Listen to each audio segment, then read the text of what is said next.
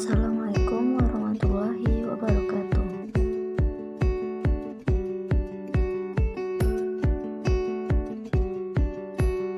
Dampak COVID-19 terhadap pengangguran. Apa itu COVID-19?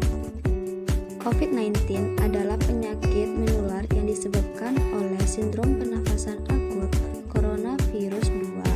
Ini pertama kali diidentifikasi pada Desember 2019 di Wuhan, China, dan sejak itu menyebar secara global, mengakibatkan pandemi yang berkelanjutan. Gejala awal infeksi COVID-19: demam tinggi, pilek, sesak nafas, sakit tenggorokan, sakit kepala. Apa itu pengangguran? Pengangguran adalah angkatan kerja yang belum mendapat kesempatan kerja atau orang yang tidak bekerja sama sekali. Sejak lama pengangguran sudah menjadi masalah bagi perekonomian negara. Sebab karena adanya pengangguran, produktivitas dan pendapatan masyarakat berkurang. Akibatnya timbul kemiskinan dan masalah sosial lain. Apa saja yang menyebabkan terjadinya pengangguran? Secara umum, yang menyebabkan terjadinya pengangguran antara lain: misalnya, angkatan kerja tidak seimbang dengan kesempatan kerja, rendahnya keterampilan tingkat pendidikan, kemajuan teknologi, pemanfaatan tenaga kerja antar daerah tidak seimbang, dan resesi ekonomi.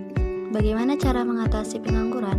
Cara mengatasi pengangguran: mendorong tumbuh kembangnya usaha-usaha atau industri rumah tangga, memperluas kesempatan kerja, meningkatkan kualitas pendidikan, menempatkan pencari kerja ke tempat yang sesuai dengan kemampuan, mengurangi urbanisasi.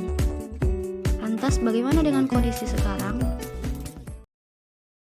Menurut Kadin atau Kamar Dagang dan Industri Indonesia, menyatakan jumlah pengangguran akibat pandemi COVID-19 mencapai lebih dari 10 juta jiwa. Angka tersebut dihitung dari jumlah karyawan yang dirumahkan dan pemutusan hubungan kerja atau PHK di seluruh sektor industri dan UMKM.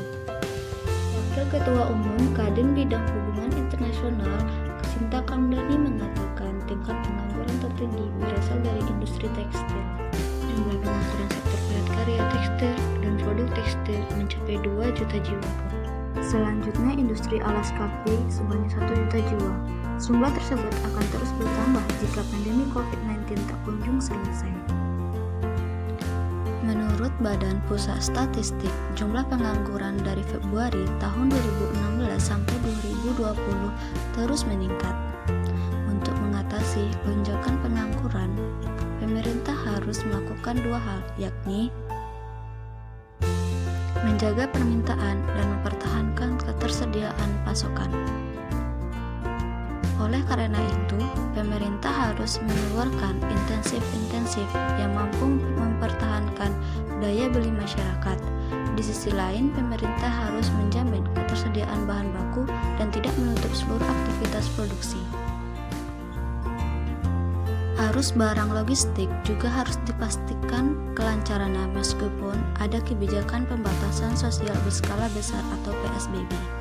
Sebelumnya, Center for Indonesian Policy Studies atau CIPS memperkirakan jumlah penduduk miskin di Indonesia meningkat hingga 8,5 juta jiwa pada tahun ini karena penyebaran COVID-19. Hal itu disebabkan upaya-upaya untuk menghentikan penularan virus COVID-19 membuat pertumbuhan ekonomi melambat. Peneliti CIPS, Felipa An Amanta, menjelaskan bahwa ekonomi di Indonesia berpotensi hanya tumbuh 2,1% atau bahkan tumbuh 0% karena pandemi COVID-19. Hal itu mengakibatkan penambahan tingkat kemiskinan antara 9,7% sampai dengan 12,4% atau setara dengan 1,3 juta jiwa hingga 8,5 juta jiwa. Untuk mempercepat pemulihan ekonomi, pemerintah perlu mengintensifkan kinerja perdagangan internasional. Sejarah mencatat, negara-negara yang memperkuat perdagangan internasional memiliki produktivitas dan ketahanan ekonomi yang lebih baik. Sedangkan negara yang menutup diri dari perdagangan internasional akan sangat kesulitan untuk bangkit dari krisis ekonomi.